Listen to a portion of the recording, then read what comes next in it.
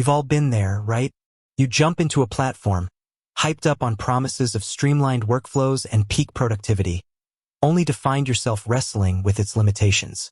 Today, we're diving deep into Asana, a titan in the project management world, but with a twist. We're not here to sing its praises. We're here to ask the tough questions.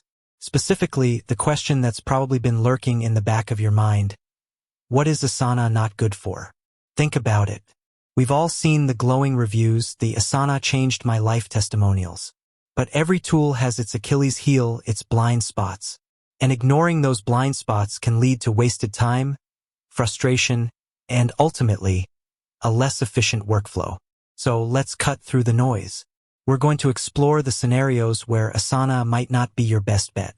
We're going to unpack the limitations, the pain points, and the areas where it falls short. And we're going to do it in a way that's practical, honest, and hopefully a little bit entertaining. Now, before we dive into the specifics, let's level set. Asana is a powerful tool. It's fantastic for managing tasks, projects, and teams. It's flexible, customizable, and integrates with a wide range of other applications. But, like any tool, it's not a one-size-fits-all solution. So where does it stumble? First, let's talk about complex, nested dependencies. Imagine a project with hundreds of tasks, each intricately linked to others. Asana's dependency management, while functional, can become unwieldy in these scenarios. You might find yourself struggling to visualize and manage the cascading effects of changes, leading to confusion and delays. Think of building a skyscraper. You don't just say, do the walls, then do the roof. There's an intricate sequence, and if one part is delayed, everything is. Asana, while good for simple dependencies, might not be the best for those truly complex, multi-layered projects where a single delay can have a domino effect. For those scenarios, more specialized project management software with robust Gantt chart capabilities and advanced dependency tracking might be a better fit. Asana's timeline view is useful, but it can lack the granular control needed for truly complex projects. Next, let's address resource management. Asana excels at task management, but it's less robust when it comes to resource allocation.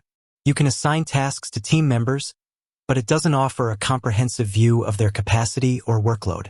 This can lead to overbooking, burnout, and missed deadlines. Imagine trying to schedule a team of designers across multiple projects. Asana can tell you who's assigned to what, but it won't tell you if they're already overloaded. You need a tool that can provide a clear overview of resource availability, allowing you to optimize workloads and prevent bottlenecks. While Asana offers some workarounds, such as custom fields and integrations, these solutions can be clunky and require manual effort. For organizations with complex resource management needs, specialized resource management software might be a more efficient solution. Third, let's talk about financial project management. Asana is not designed for managing budgets, invoices, or financial forecasts. While you can use custom fields to track expenses, it's not a dedicated financial management tool. This can make it challenging to keep track of project costs and profitability. If you're running a project with a tight budget, you need a tool that can provide real-time financial data, generate reports, and track expenses against budgets. Asana, while flexible, doesn't offer these capabilities out of the box. For those scenarios, integrating Asana with dedicated financial management software might be a better approach. However, this can add complexity and require additional setup. Fourth, let's address complex reporting and analytics. Asana's reporting capabilities are decent, but they can be limited for in-depth analysis. You can generate basic reports on task completion and project progress, but you might struggle to extract more granular insights. If you need to track key performance indicators, KPIs, analyze trends, and generate custom reports, you might find Asana's reporting capabilities lacking. For those scenarios, integrating Asana with a business intelligence tool might be necessary. However, this can add complexity and require technical expertise. Fifth, let's talk about large-scale, enterprise-level projects.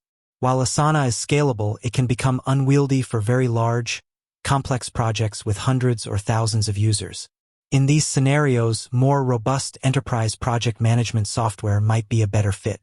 These platforms often offer advanced features such as portfolio management, program management, and enterprise-level security.